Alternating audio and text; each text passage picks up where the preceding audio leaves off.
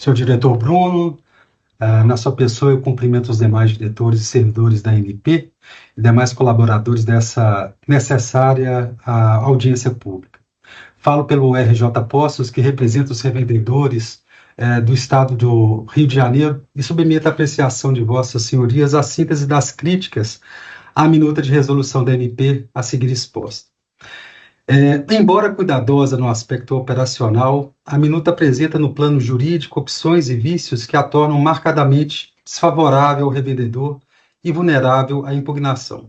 Sintetizo aqui as principais críticas. A primeira e mais relevante diz respeito aos limites de competência da ANP. Não se nega que as medidas provisórias atribuíram à agência atribuição fiscalizatória sobre a matéria. Nega-se, porém, que disso decorra autorização para o controle geral, indefinido, permanente e ordinário da formação de preços no mercado.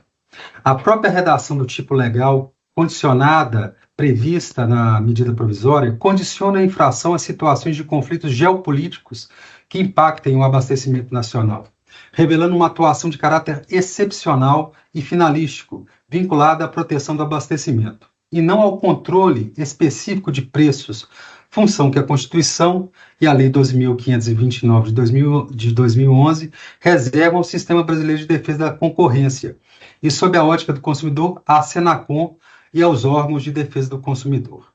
A minuta, todavia, é redigida como se instituísse um regime permanente de monitoramento de margens, extrapolando a hipótese legal e desconsiderando o risco de sobreposição de competências e de dupla punição pelo mesmo fato, verdadeiro bis in idem. No mérito do critério eleito, a minuta adota a margem bruta como medida de abuso. O parâmetro é economicamente frágil.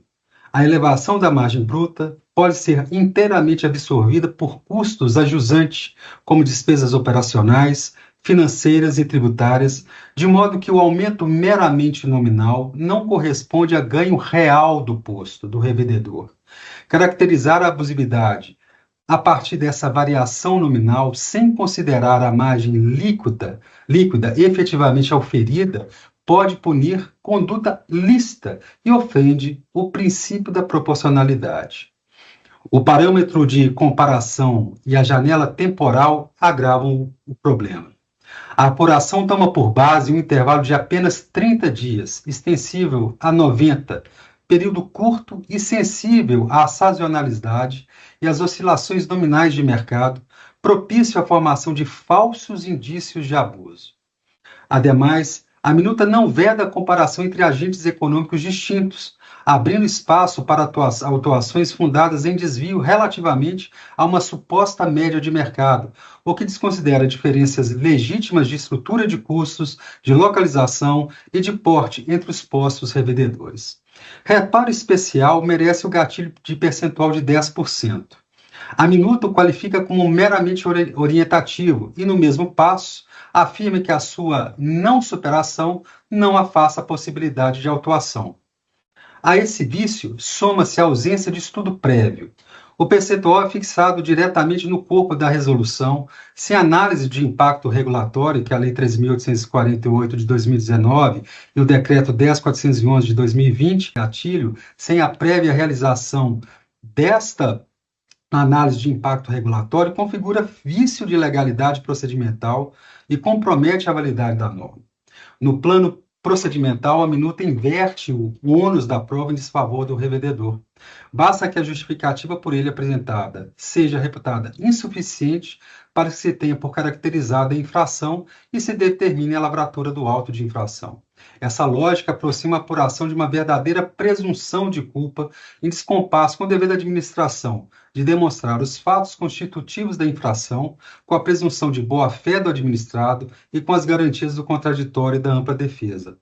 O quadro ele é agravado pelo prazo de defesa de apenas 10 dias corridos, deveras exíguo para a produção de prova econômica complexa, que envolve composição de custos, notas fiscais, demonstrativos contábeis, e pelo rol restrito de justificativas admitidas, que não contempla, por exemplo, a variação cambial, recomposição de rentabilidade anteriormente comprimida por circunstância excepcional, ou outras causas econômicas idôneas, igualmente aptas a afastar a abusividade.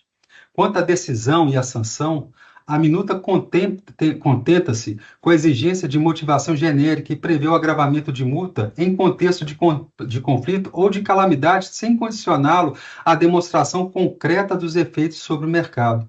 Tal redação pode converter a circunstância agravante em automatismo punitivo, à margem da necessária individualização da sanção e da proporcionalidade entre a conduta e a sanção. Em síntese, a minuta da ANP, conquanto detalhada no aspecto operacional, mostra-se juridicamente desfavorável e vulnerável.